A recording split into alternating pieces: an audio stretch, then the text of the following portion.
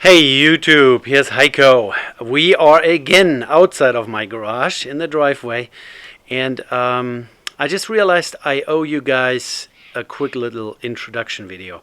I've been starting on a project and I haven't even told you about it.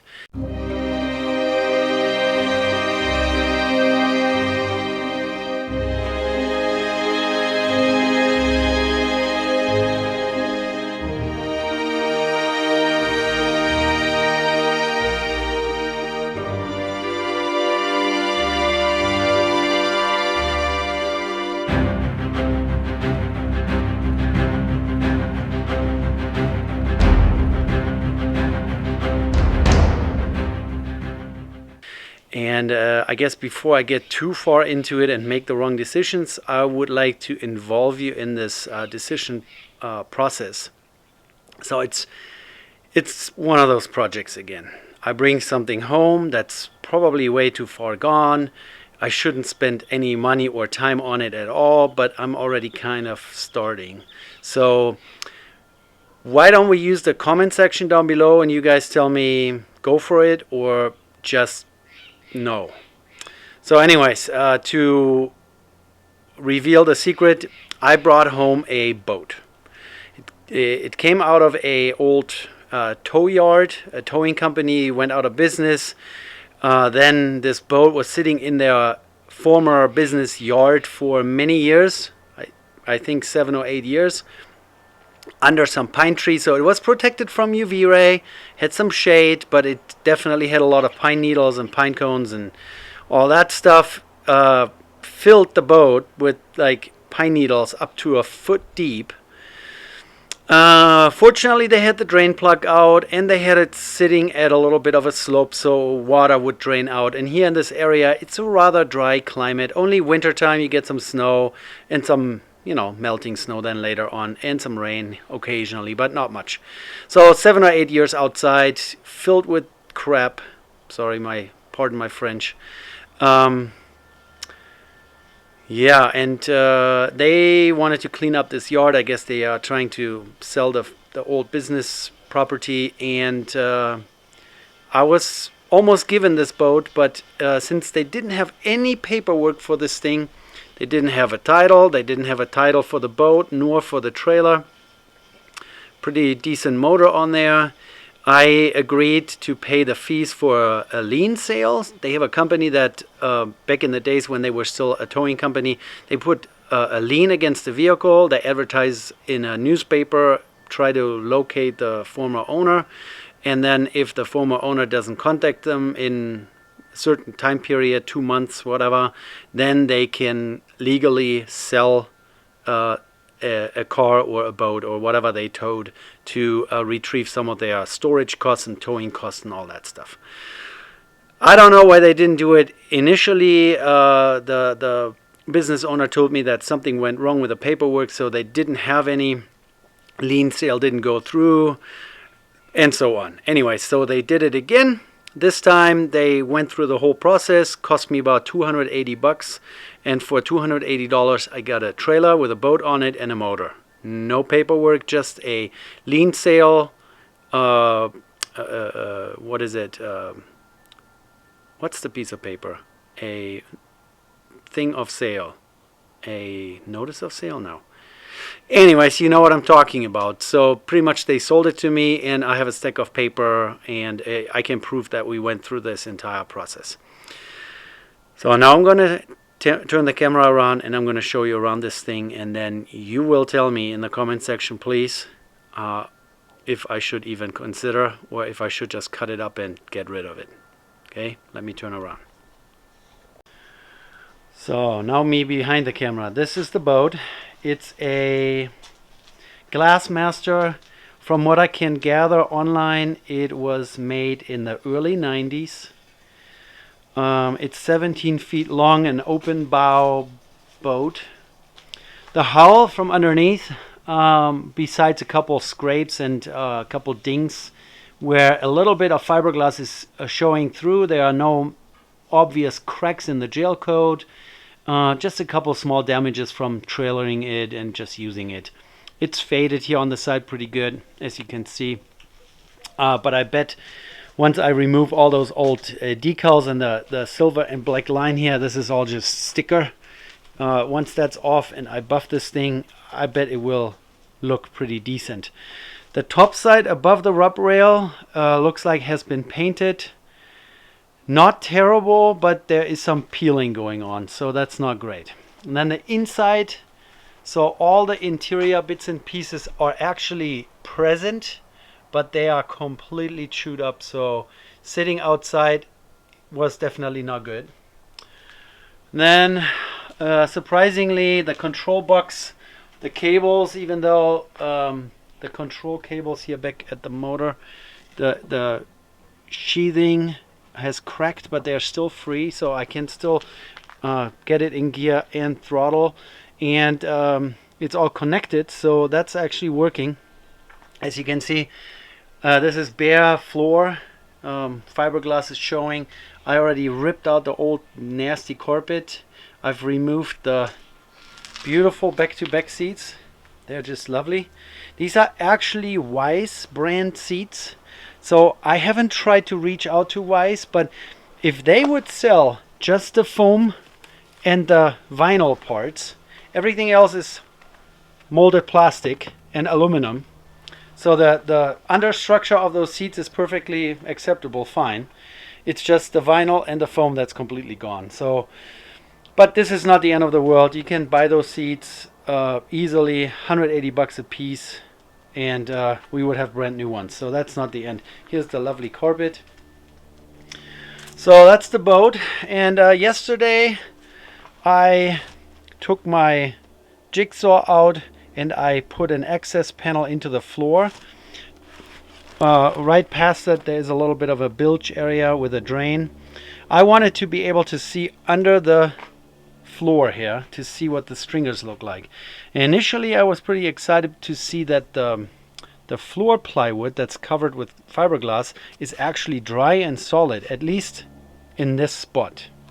Then after pulling out all the carpet, I started walking around, and in this section here right under the steering wheel, it's really spongy. So I'm assuming that if I would pull up this floor, I would find a lot of stringer rut and floor rut. So that's probably something that I would have to do. The motor, it's not the most popular brand. It's a Force, which is a Chrysler product. The company's long out of business. They don't make it anymore, but they were pretty decent motors back at the time. They were relatively affordable. There is some sort of crossfire fuel induction, whatever that means. Definitely not newest, latest EPA standard. I live close to Lake Tahoe. I definitely cannot use it on Tahoe. But the motor itself spins over. I already took the hood off. I haven't tried to start it yet. I haven't done anything to this.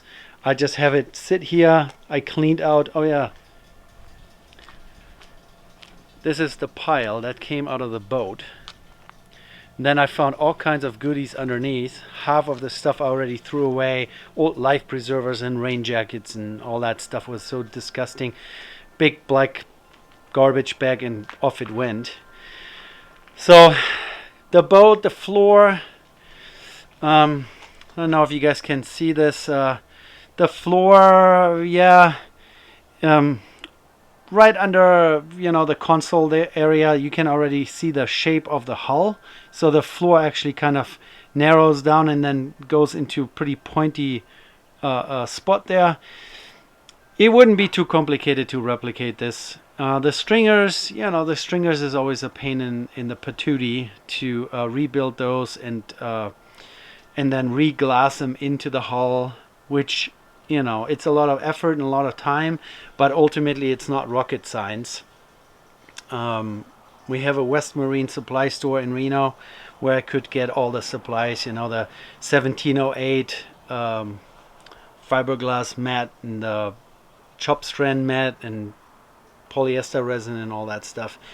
And I have a friend who is a contractor who has a good connection to a lumber supplier where I can even get marine grade plywood for the floor. So it's all within reach, and I Would probably try to cut this floor into a few sections and then even use it as a template. So that try to use the old floor as a template for the new floor.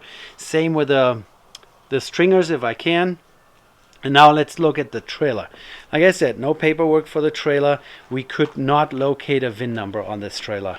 I don't know if it was just a sticker on the trailer. I have been under this thing with a flashlight and with mirrors and cameras and have looked around, and I cannot find a...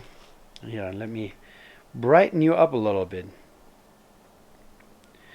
I couldn't find a VIN number, even though it's a Magic Tilt trailer, supposedly, which was broken at some point. So the trailer here in this section, right where there's a cross member, it is still bent. Someone just welded a thick, this is like 3/8 plate on the side and just welded it back together. But they didn't even make the attempt to make this trailer straight. It's still bent. So I would, I think as the first step of this project, I would try to get the boat off the trailer, then really see how bad the trailer is. Maybe take those patches back off, straighten it all out, and then re-weld the patches plus a few extra ones on top and at the bottom, and tie it all nicely back together and make this a solid repair on both sides. And then maybe once the boat is off, if I would find a VIN number right now, that wouldn't be good, because I'm already aiming to just retitle this thing. So if you don't have a VIN number on it, you fix this thing up, put a bunch of new parts on it, maybe even paint it. Here in Nevada, we can go to DMV, do a VIN inspection. If they can't find one, then they can literally declare it a new built trailer, and they give you a new VIN number, and then you stamp it in and off you go. So I would do that. But yeah, as you can see, there's a lot of work. There's a bent trailer, there's a completely messed up interior, and functionally, to get this boat to run and to float, we just have to take care of the structural parts, then maybe get a couple back-to-back seats. Nobody says that you have to have fancy upholstered side panels in here or extra seats here next to the motor. We could literally, with very minimal effort, get the interior with a few seats to the point that we can actually use it. But yeah, I don't want to go too far. Like I said, I haven't even checked out if the motor is any good, if there's still life left in this thing. Who knows why the last owner left it on the side of the road. The axle seems to be okay. It used to have what's called a grease buddy, which is a grease cap that has a Zerk fitting on it. Unfortunately, when I towed it home, I lost one. So now I have to buy those too. But no problem. The wheels didn't come off. The bearings were okay. The bilge pump, probably 20 years old, still working. We hooked it up to a battery, so that's pretty cool. I have one broken glass panel. The window that can be opened, as you can see there. The frame. Now we're too bright. Let me fix this for you. So that one there has a broken glass panel, but there's a pretty good glass supplier here in town. I bet they can make me a like an automotive tempered glass panel for that, no problem. Yeah, here's some paint peeling going on, but I would definitely not try to turn this boat into a show boat and repaint everything. I would just fix what's damaged, fix the floor, fix the trailer, and try to get it all registered. Last time it was on the water somewhere in Virginia was December 2000, or the sticker is December 2007. I don't know exactly how that works. So now here's the question. What do you guys think? Should I make this a restoration series and get you guys involved? And we're going to try to get this back on the water and back rolling on the street? Or should I just skip this thing, get the motor off, get that running, sell it on Craigslist, and chop up the boat and put it in the dump. What would you do? Give me your suggestions down below. Would be appreciated if it's a serious suggestion. You know, I'm not gonna turn it into a tiny house, or you know, I'm not gonna start a pot growing business in the boat, or those kind of suggestions. But yeah, I would appreciate some feedback. Is it worth it? Does it even make sense? I don't know. Alright guys, this is it. Introduction of the new project. Thank you. Take care. Bye.